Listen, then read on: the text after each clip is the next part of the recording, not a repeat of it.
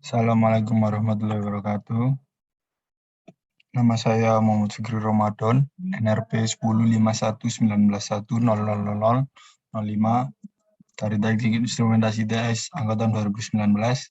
Di sini saya akan mereview materi kedua dari mata kuliah Sistem Konversi Daya Listrik. Di sini pertama yaitu yang dibahas tentang Power Electronics. Power Electronics didefinisikan sebagai aplikasi elektronik solid state atau perangkat untuk kontrol dan konversi daya listrik.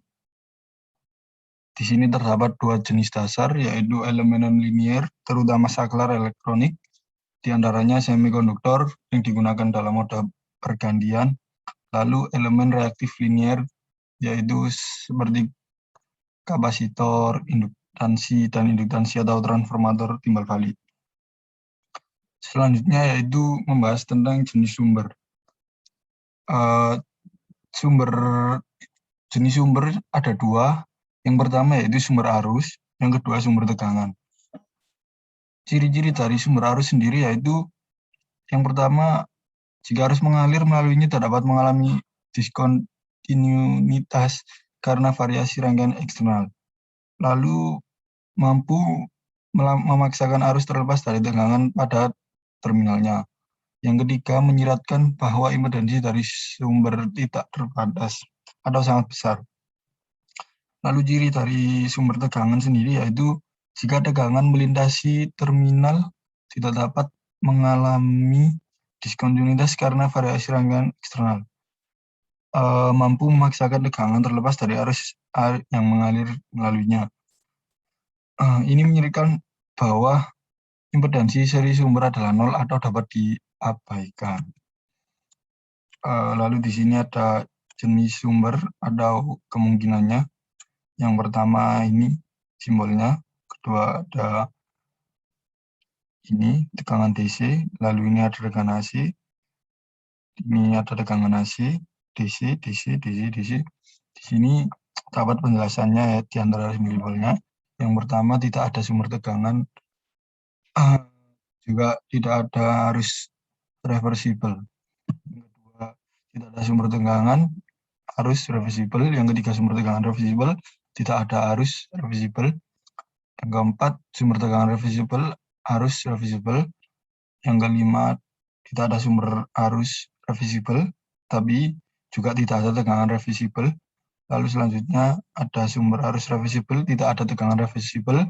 Selanjutnya tidak ada tegangan arus reversible, tapi ada tegangan reversible. Yang terakhir sumber arus reversible, tegangan reversible juga. Lalu selanjutnya modifikasi sumber. Di sini modifikasi sumber ada pada gambar ini, contohnya plan 1 dan plan 2. Di sini juga ada pengaplikasiannya. Lalu kita lanjut ke interkoneksi sumber. Hukum interkoneksi sumber dapat dinyatakan dengan cara yang sangat sederhana. Yang pertama, sumber tegangan tidak boleh dihubung pendek, tapi dapat dihubung terbuka. Maksudnya yaitu diputus. Lalu sumber arus tidak boleh dihubung terbuka, tetapi dapat dihubung singkat, yaitu dengan meng-short atau menyambungkannya. Lalu struktur konverter daya. Adapun topologi tautan langsung ketika dua sumber memiliki sifat yang berbeda. Di antara konverter langsung adalah jaringan listrik yang hanya terdiri dari saklar dan tidak dapat menyimpan energi.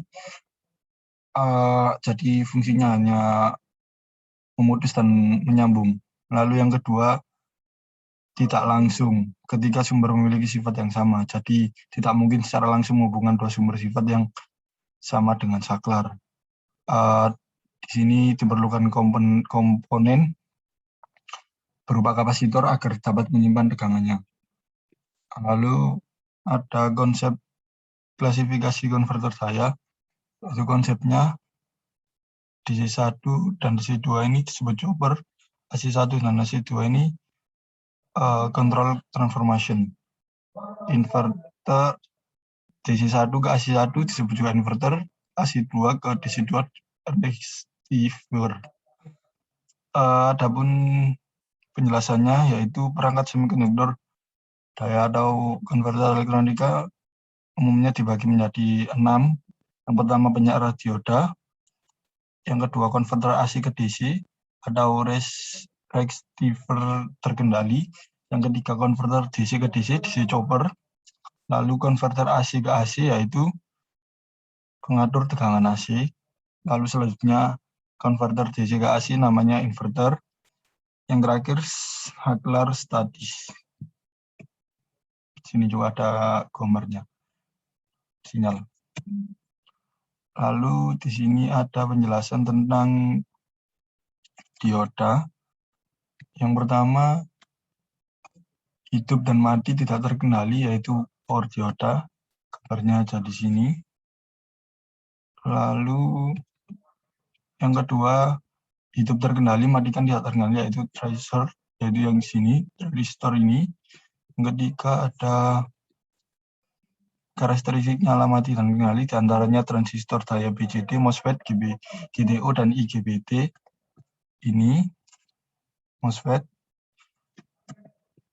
Lalu ada persyaratan sinyal gelombang kontinu, BJT, diantaranya BJT, MOSFET, IGBT. Lalu kelima persyaratan gerbang pulsa. Keenam kemampuan menahan tegangan bipolar, komponennya ini. Yang ketujuh kemampuan menahan tegangan unipolar, diantaranya komponennya yaitu ini. Yang kedelapan kemampuan arus dua arah atau triage, komponennya. Lalu kemampuan arus searah SCR, GDO, IGBT di sini semua ini. Sekian dari saya, kurang lebihnya saya mohon maaf. Wassalamualaikum warahmatullahi wabarakatuh.